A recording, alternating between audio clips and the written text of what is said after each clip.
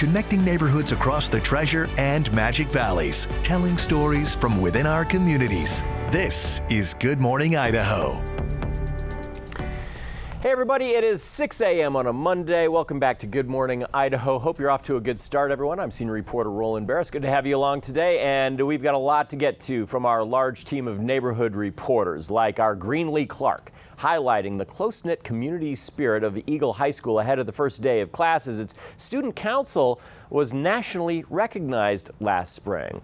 Also, a story new this morning. In our next half hour, our Allie Tripke takes us to a brand new St. Luke's facility in Meridian that allows quicker and easier access to life-saving medications. More on all of that coming up, but first, let's get the latest on the weather as you get ready to head out the door this morning. You can have the windows down. It's beautiful out this morning, isn't it? Yeah, you'll have the windows down for the morning, then by the afternoon, you'll be standing in your freezer if you have the windows down and the air conditioner not going. Either way, it's a nice, beautiful start to our Monday. So as you wake up in Twin Falls, good morning to you.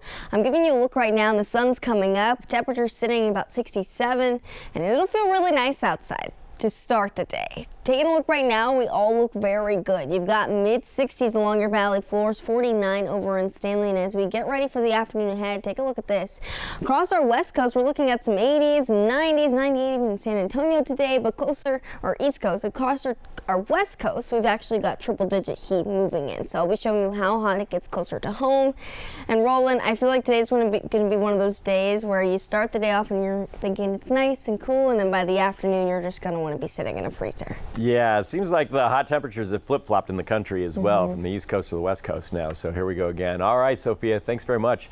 Hey, we start this morning with a quick update on back to school, as Nampa School District is the first in the valley to have their kids back in the classroom today. Here's a look at other start dates from around the valley coming up this week. In the Boise School District, K through 12 will start tomorrow with an early release schedule. Pre-K and early childhood special education will start the following Monday. And in West Ada and Caldwell, schools start on Wednesday. Governor Brad Little announcing more Idaho resources to support immigration and customs enforcement. The governor says he's authorized up to 14 Idaho National Guard members to provide administrative and clerical work for ICE. The goal is to allow ICE to dedicate more of its own resources to law enforcement. Those Idaho Guard members will be federally funded but remain under the command of the governor. As we reported, Governor Little previously approved the use of Idaho State Police to transport undocumented inmates to ICE facilities once they've served their time. In Boise, a house fire yesterday morning on West Paint Street has left a family displaced. According to Boise Fire, crews arrived to find the fire, which had ignited on the deck of the backyard, had spread to a nearby siding and into the attic space. The family in the home at the time and was able to evacuate safely through the front door. No one was hurt. The cause of the fire is under investigation. A local 149 burnout fund is being used to support the family. It's a place where Middleton neighbors can find anything from school supplies to counseling. I'm your Canyon County neighborhood reporter Victoria Rodriguez, learning about how this community school is strengthening ties between teachers, students, and families. Middleton's Community Closet is more than a resource center. From the moment families walk in, they're met with compassion and practical help that can make a difference right away. The Community Closet is located inside New Creation Community Church, and it's been carefully designed to break down barriers that might keep students from showing up to class ready to learn. From emergency support to ongoing monthly assistance, this program is helping families within the Middleton School District build stability. We work really hard to reduce the barriers so that students can just get to school and thrive academically. From food, hygiene products, cleaning supplies, and clothing, everything here is free. Families can come shop us once a month and they can get 2 or 3 outfits, hygiene items for all of the people in their family, and then cleaning supplies for the household. Anybody in the community can utilize our diaper bank. Donations and partnerships are what this closet relies on. Every item on the shelf comes from generous neighbors and local organizations, all invested in the same goal, helping Middleton students succeed. I don't care how much money you make. If you need something, we're going to be here to help you. Everybody falls on hard times. let us take something off your plate. Mental health support is a big part of the closet's impact too. Through a partnership with Terry Riley Health Services, students now have the access to counseling right on their school campuses. Our students don't have to leave school to get their counseling services, which then also increases attendance. And while managing the resources is important, it's the personal connections that stand out to Watkins. The kids come in and they get to pick out their own clothes and they have a new sweatshirt. It's the coolest part of the job. It really is. I'm lucky. The school offers free services and welcoming hours 8:30 to 4:30 Monday through Friday to support anyone in need as the school year moves forward. Reporting in Middleton, I'm your Canyon County neighborhood reporter Victoria Rodriguez, Idaho News 6. Eagle High School Student Council is walking into the school year with pride after being recognized nationally last spring. I'm your Eagle neighborhood reporter Greenlee Clark, talking with student leaders about their focus, being a positive light for their peers.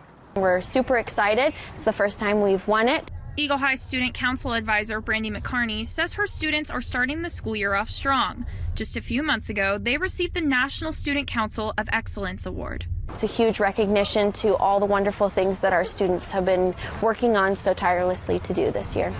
McCarney speaks highly of her students, acknowledging their efforts in volunteering and making Eagle High a better place.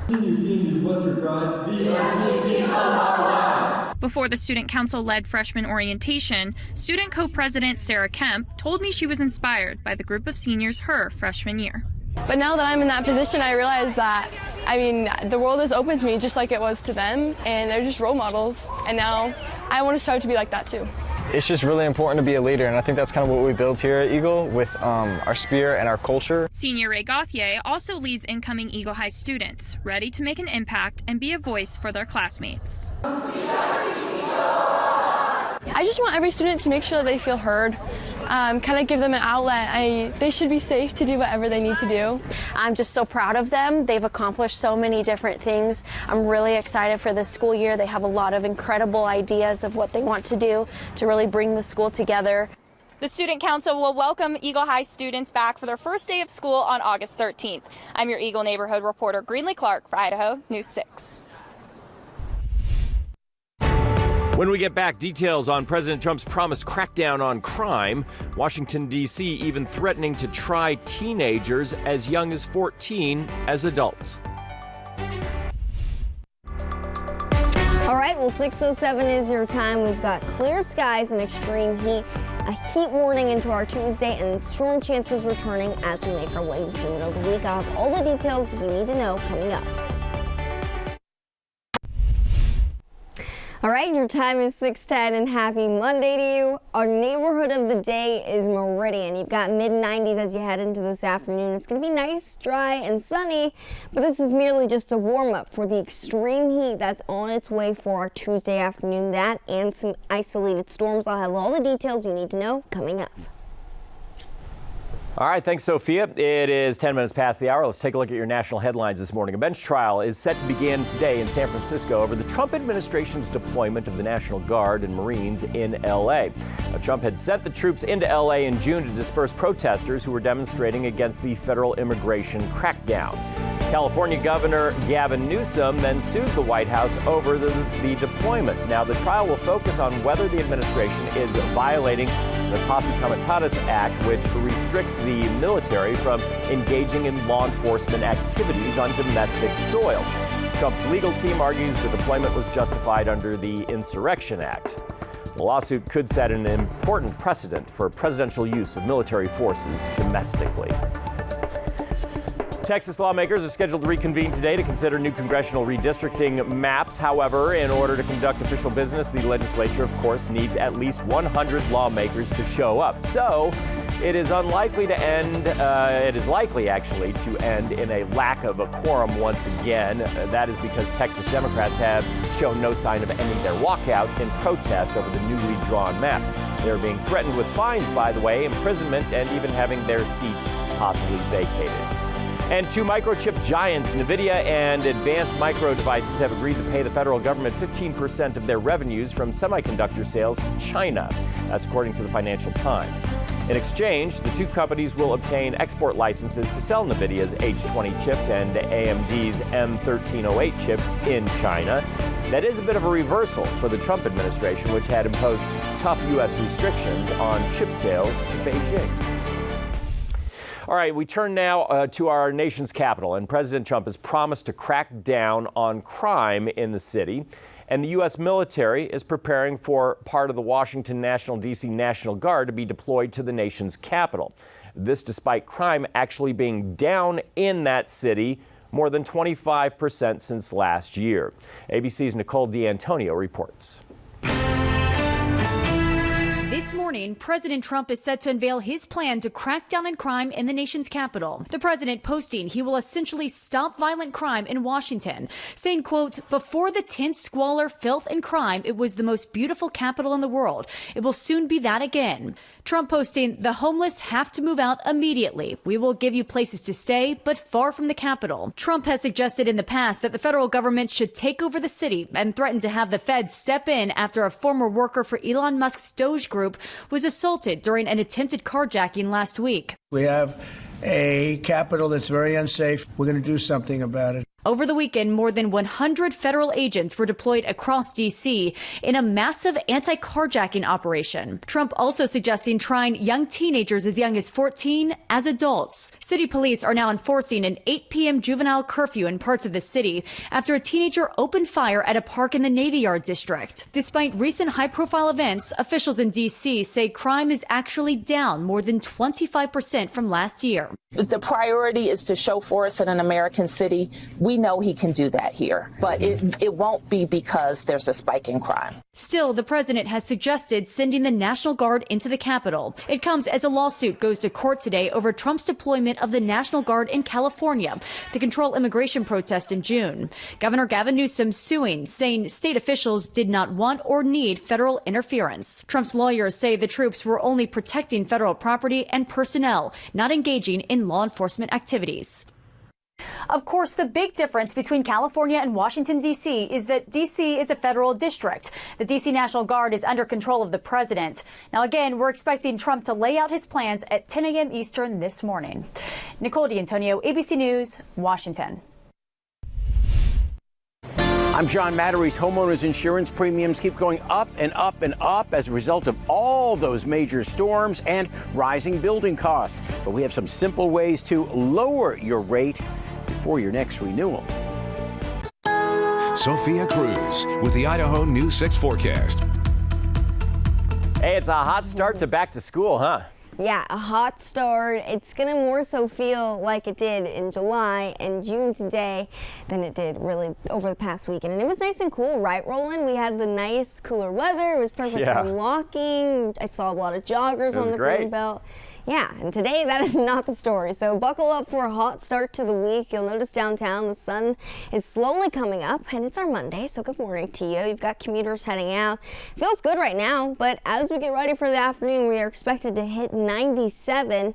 In comparison to the average, this is well above it, and we only are going to continue to rise and see temperatures creep up on us into tomorrow afternoon. Now, we're not anywhere near the record or that record low, so that's not really any concern there, but just to show you how hot we are. As far as watches and warnings go, you have extreme heat warnings and heat advisories, even heat watches all the way from Las Vegas upwards towards our neck of the woods. So for this afternoon and into tomorrow, you'll notice that we are going to see slight changes in temperatures while it's going to grow hotter. The hottest day will be Tuesday, so as we make our way into tomorrow afternoon, where you see all this orange from our west central mountains into Burns, Oregon, we have an extreme heat watch, which means take action, right? So we are looking at hot weather with temperatures upwards towards 103 to tomorrow afternoon. That means hydrate, wear sunscreen. If you work outside, take the shade breaks, and also just get some air conditioning. Now today we don't have an extreme heat warning, but you'll notice that we've got 100 in Ontario, mid-90s as we stretch into Glenns Ferry, mid-80s through our mountains. Tomorrow the thermometer continues to increase, and you're kind of going to just want to hide in the shade. You've got 102 in Ontario, 101 in Boise, 102 in Guns Ferry. If you're in our mountains, you'll see those mid to lower 90s, maybe even 97 coming your way in Idaho City. This and no shade out there. Notice we're not starting the day off with any clouds, and you don't really see too much change through the afternoon. Maybe a few lingering clouds off into our mountains, but you guys are still going to be relatively comfortable in comparison to our valley floors. By Tuesday morning, same story goes. And as we approach the evening, this is where things change for just a bit. You'll notice we get some isolated showers and the possibility of storms as we head into Tuesday evening. But otherwise, it's pretty quiet for majority of us. And then by Wednesday, the same story goes, but we'll slowly and gradually see temperatures cool as we make our weekend. So very hot today, even hotter tomorrow. 101 expected along our valley floors. By Wednesday, 98. So it's going to be hot out there.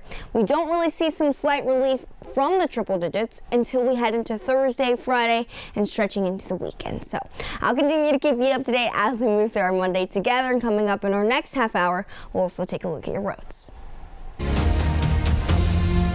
If your homeowner's insurance premium is built into your mortgage payment, you may not even realize how much you're paying for insurance until it's time to renew.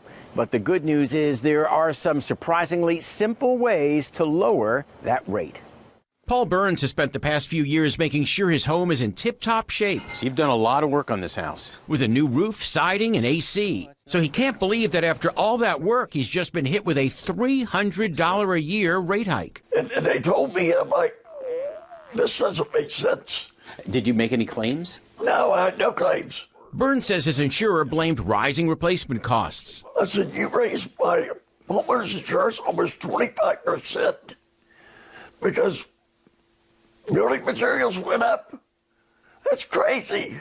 Holden Lewis with NerdWallet says that extreme weather is one of the main reasons for home insurance increases. We're seeing more frequent disasters, and when they hit, they're hitting more areas. The other reason he says is inflation. When it costs more to repair a house, it's going to cost more to insure that house. To help keep costs down, Lewis recommends you shop around for a carrier and try to bundle your insurance policies if it gives a better rate. Keep in mind that your credit score could affect your premium. Lewis also advises weatherproofing your home. Especially in hurricane country, keeping your roof relatively new, having storm-resistant windows and shutters. Paul Burns was able to get his rate down a bit. So I had to raise my deductible from $1,000 to $2,500 so I could afford it.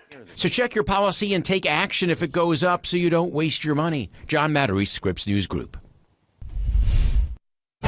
In Filer, this fast-paced four-day competition showcases fleet-footed cow horses and their riders as they strut their stuff.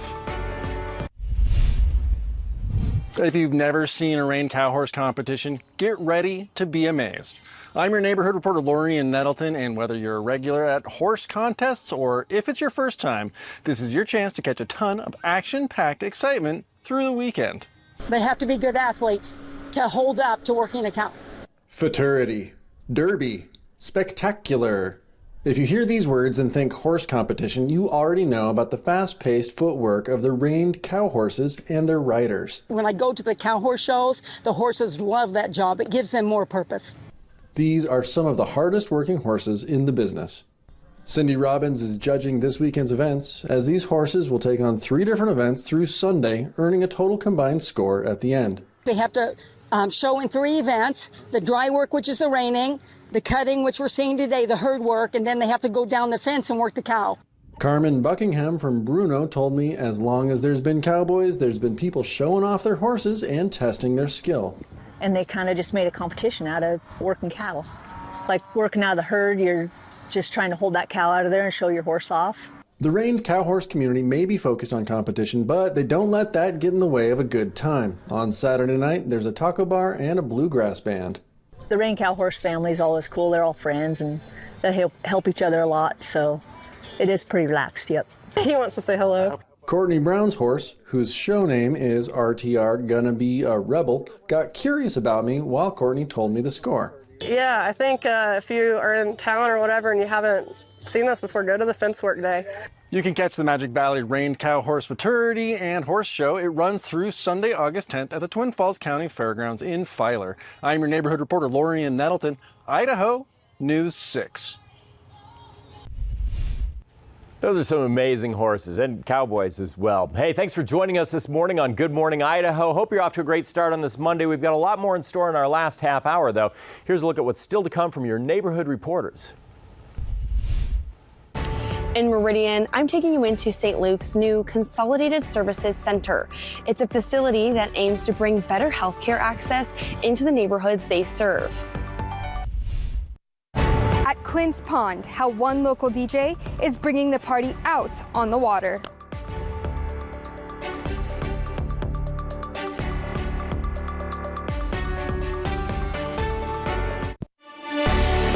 Connecting neighborhoods across the Treasure and Magic Valleys, telling stories from within our communities. This is Good Morning Idaho.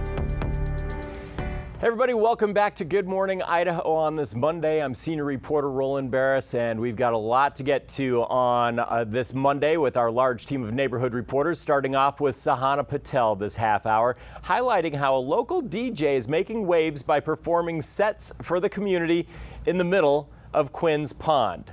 Isn't technology wonderful? And our Brady Caskey is going to show us a new book that tells the story of an Idaho woman's kidnapping when she was just 8 years old and her recovery over the past 20 years. We've got that and much more to come. But first, let's start off with your weather. Sophia Cruz joining us with what we can expect as you head out the door. If you can wear shorts today, boy, do it, right? Yeah, you're right, Roland. Shorts, short sleeves, sunglasses, even a hat to help give you some shade. You'll notice as we continue into breakfast time, you've got a nice cool start to the day, right? 68 as we head into our Monday morning together. By lunchtime, mid-80s, and then by the time we get ready for dinner, we'll be approaching those upper 90s. So we'll top at about 97 this afternoon. So notice that it's all going to be sunny too throughout the day. The clouds aren't coming in to help give us really any relief or shade from the heat that's coming. So prepare for a hot day ahead, but an even hotter Tuesday is in store. And then, Roland, we'll slowly see temperatures really climb down a little bit, at least into the weekend. All right, sounds good. We'll see more on that coming up in Maine weather. Thanks, Sophia. Appreciate it. Turning to your neighborhood news now, our Allie Tripke has the very latest on a new healthcare facility in Meridian.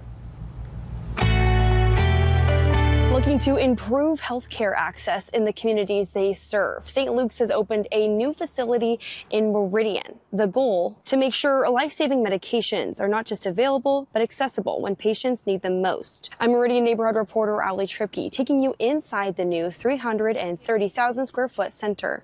Ensuring safety and quality in this very sterile environment. On a tour of St. Luke's new Consolidated Services Center, Chief Pharmacy Officer Kelly Curtis details the impact this new pharmacy space will have on Idahoans, delivering timely, efficient care directly to patients and packaging prescriptions in-house will prevent hospital stays, potentially making a difference in a patient's health journey. Inside the massive warehouse, secure storage areas are dedicated to life-saving and high-risk medication, designed to keep vital treatments readily available when patients need them most. Shortages are a huge challenge, drug shortages, supply shortages, but drugs, it's continuing to get worse and worse. And drugs are getting more and more expensive and need to be highly monitored as we continue to try and control costs. Nearly 10 years in the making, the facility spans the size of 6 football fields, offering a space to stockpile essential supplies, curbing delays in critical care. Having this facility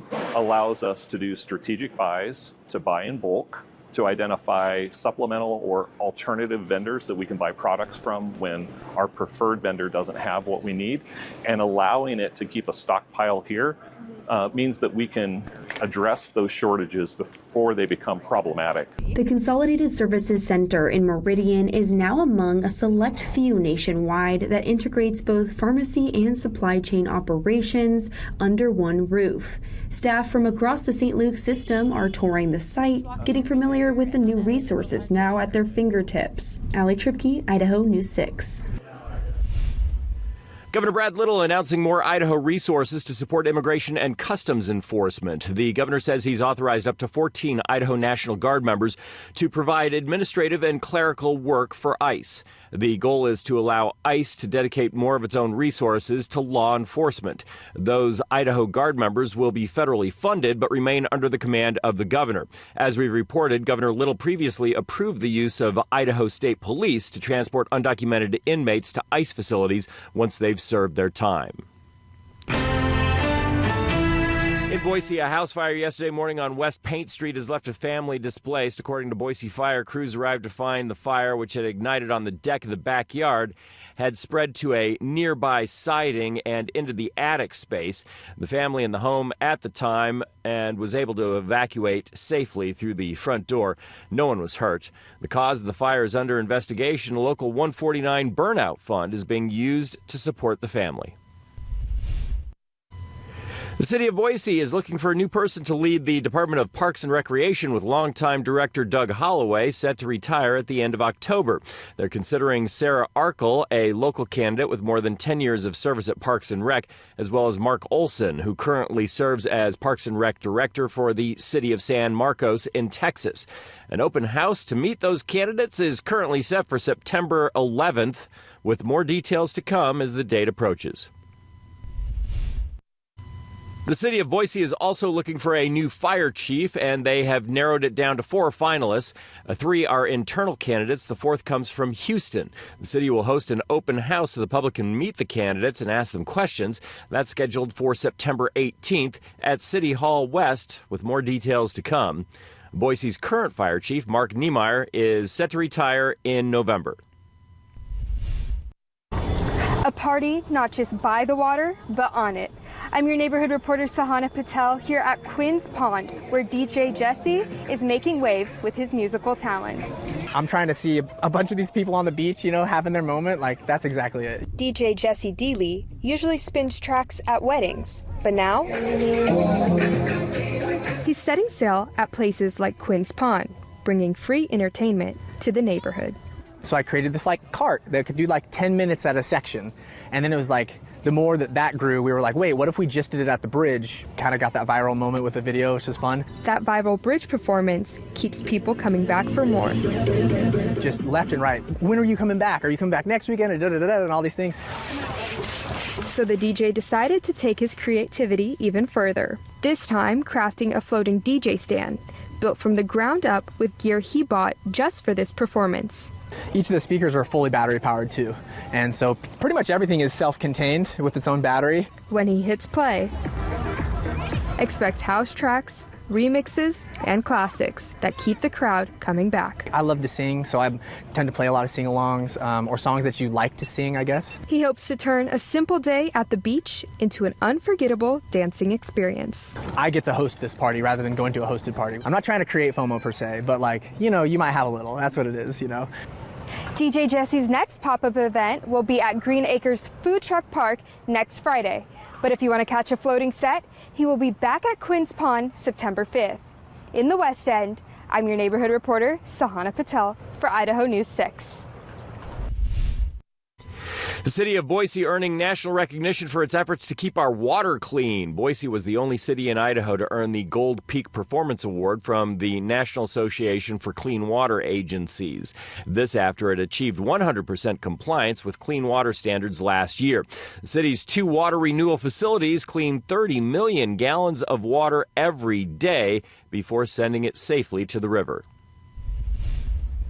Enjoy them while you can. As summer winds down, Boise's outdoor pools will see reduced hours. Seasonal closures start this week at Fairmont Pool and the Natatorium. You'll get a little more time at Bora and Ivywild, but all pools will close by the end of the month.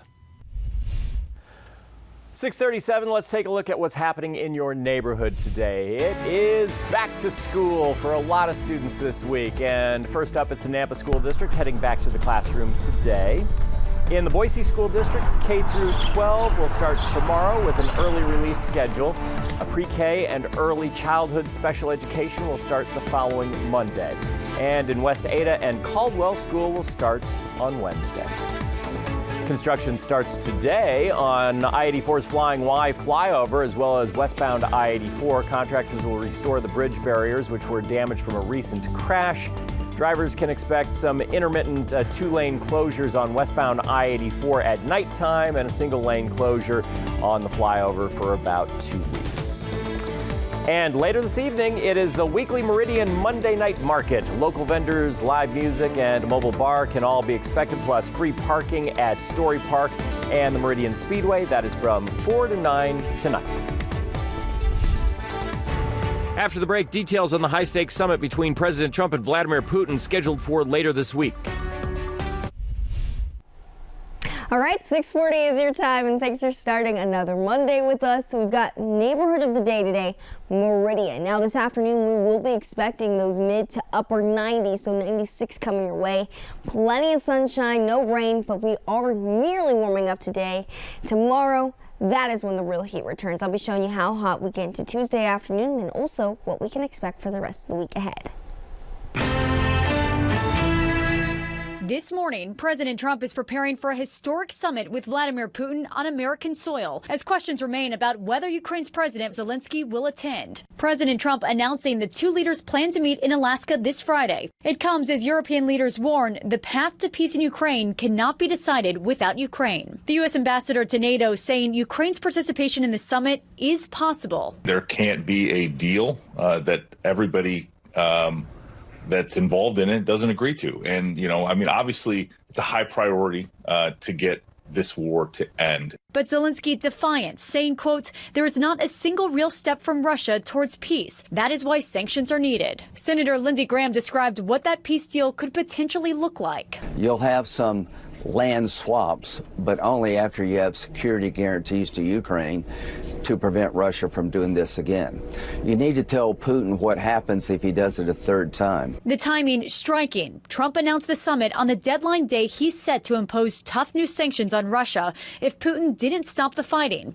But now Putin will visit the U.S. for the first time in nearly a decade without facing sanctions or committing to a ceasefire. What is going to be the outcome of this? And the person who has to ask the most is, of course, President Zelensky, who is already sounding alarm bells in his commentary saying, look, nothing about Ukraine without Ukraine. We're not going to necessarily accept anything you decide about us. So he's clearly worried. The last time Alaska hosted a high-stakes diplomatic gathering was in March of 2021. That is when senior officials with former President Joe Biden met with top Chinese officials in Anchorage. Nicole D'Antonio, ABC News, Washington. This morning, a warning about a growing scam with thieves taking ownership of your home without your knowledge. Lawmakers are trying to crack down on deed theft with those scammers taking the title of a property, often by forging documents. In Queens, New York, scammers preying on one woman who was in hospice care. She could not even turn in bed or feed herself or hold a pen. The thieves convincing the healthcare aides they were family friends, forging documents and using false notarizations to transfer the deed into their name, even paying the mortgage and liens on the house. The woman's son only finding out when a letter addressed to someone else came, welcoming them to their new home. Losing a mother to failing health is devastating enough. Trying to protect her home from fraudsters during this time has made that pain and sadness far more difficult to bear. Those thieves were the first people charged under a new law in New York cracking down on deed theft. Home ownership represents the pinnacle of years of diligent and hard work and service. And that's why deed theft is such a serious and an awful crime. And it's not just New York. My parents passed away, and somehow they found a way to forge the signature. In Dallas, a man was sentenced to 9 years in prison and ordered to pay $550,000 in restitution for stealing the home of this man's late parents and 19 others. Texas lawmakers introduced laws to protect victims and fight deed fraud while creating new penalties. Similar laws have also been introduced in Pennsylvania and North Carolina, but some have faced legal roadblocks. Lionel Moyes, ABC News, New York. In West Boise, a new book shares the story of Shasta Groene's survival 20 years after her kidnapping. A new book shares the story of Shasta Groene 20 years after her violent kidnapping in northern Idaho. I'm your West Boise neighborhood reporter Brady Caskey, and I spoke with author Greg Olson to learn more.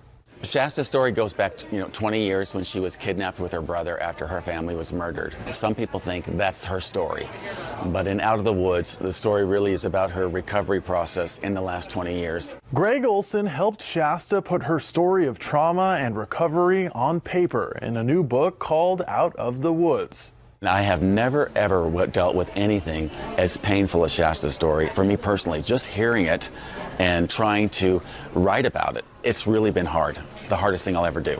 At a book signing event Sunday, Greg and Shasta were supposed to meet a crowd of eager supporters, but due to some traveling troubles, Shasta missed the main event, one of many they've held since the book was released on August 1st.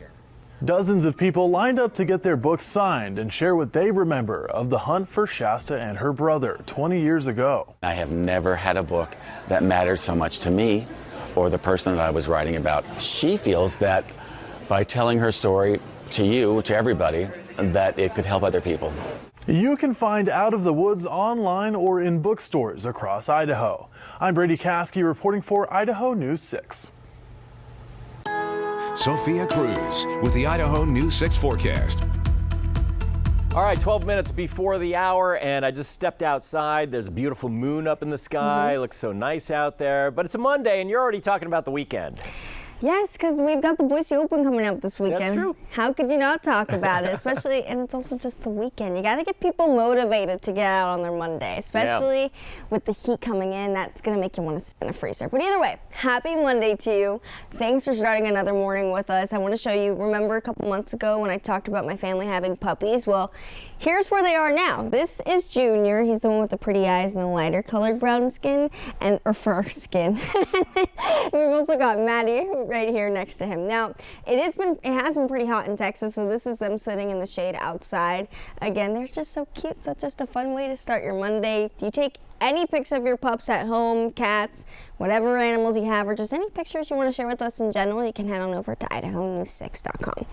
Either way, you may be feeling how they are this afternoon, with their tongues out, wanting to sit in the shade. If you have any pets, this is not going to be the day for dog walking. We are expecting to hit about 97 this afternoon. In comparison to average, we are well above it, and we're going to continue to grow and even grow pretty close to our record into tomorrow.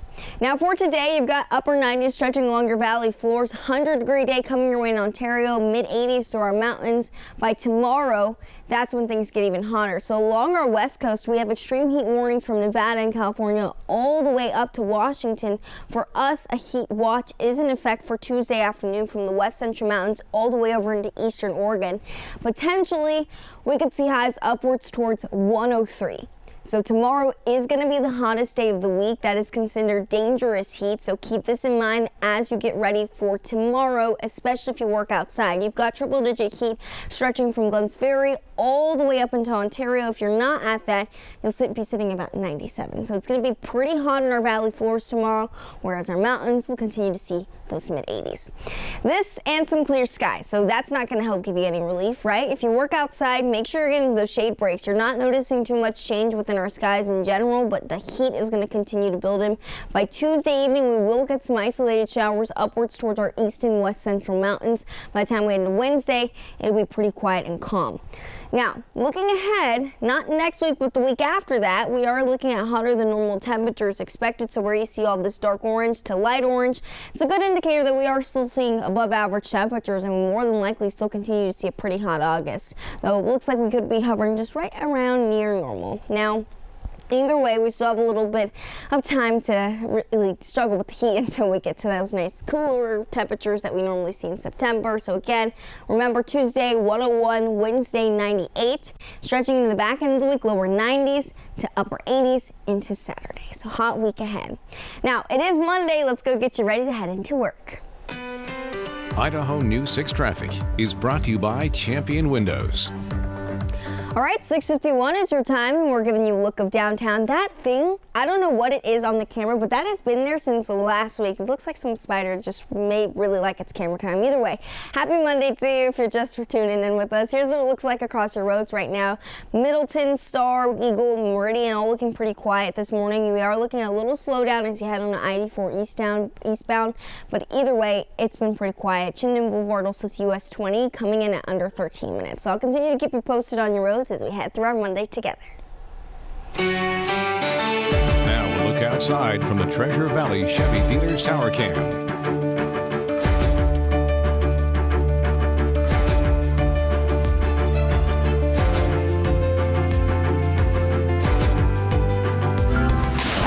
This morning's GMA First Look, a warning about counterfeit life jackets. People buy something called a life jacket, but you can really end up getting a life jacket that is not going to provide the buoyancy and the life saving that it needs. The U.S. Coast Guard approves life jackets. The agency allows manufacturers to submit their products to certified testing labs to make sure that they meet certain specifications. If the jacket is approved, it will have a U.S. Coast Guard approved label and number listed. UL Solutions is one of only 2 labs in the world approved to test life jackets. Our experience is that 30% of the flotation devices that are brought to our labs do not pass those initial tests. And coming up at 7 a.m., I'm taking you inside the testing process. It's still on. With your GMA First Look, I'm Gio Benitez, ABC News, New York.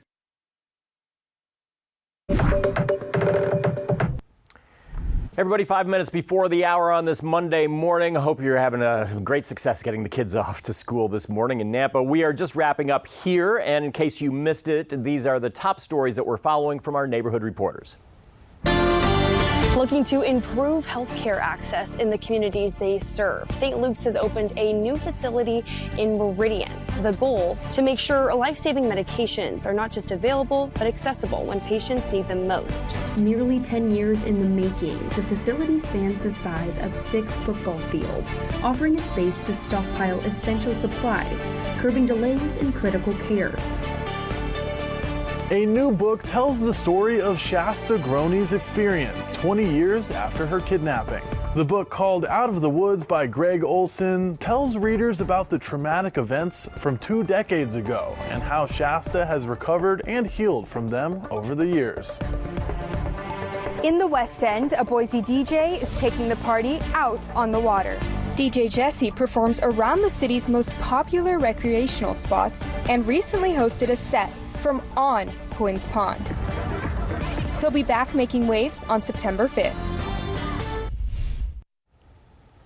And you can learn more about all these stories on our website. Just go to idahonews6.com. Now, the Out the Door forecast, brought to you by Pella Windows and Doors.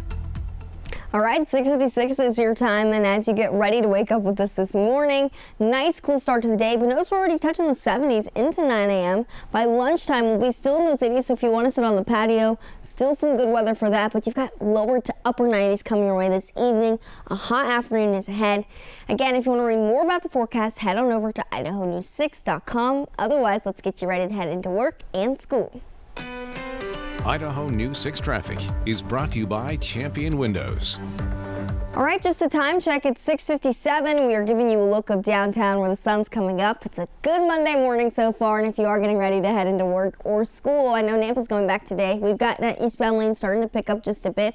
Remember, it is going to start getting busier this week as school starts to open and as all those districts start to open up here. Now, you've got I-84 Hawaii still looking like a quiet spot if you're heading in that direction.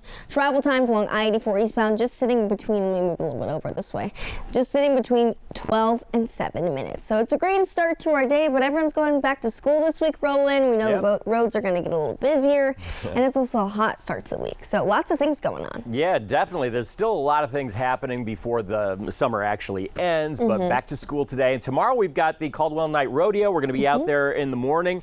Leslie Solis is going to be out there flipping pancakes for the Buckaroo breakfast tomorrow morning. It starts at 6:30 a.m. And so go on out and see Leslie, and we will see you again tomorrow morning with breakfast. Have a great day, everyone.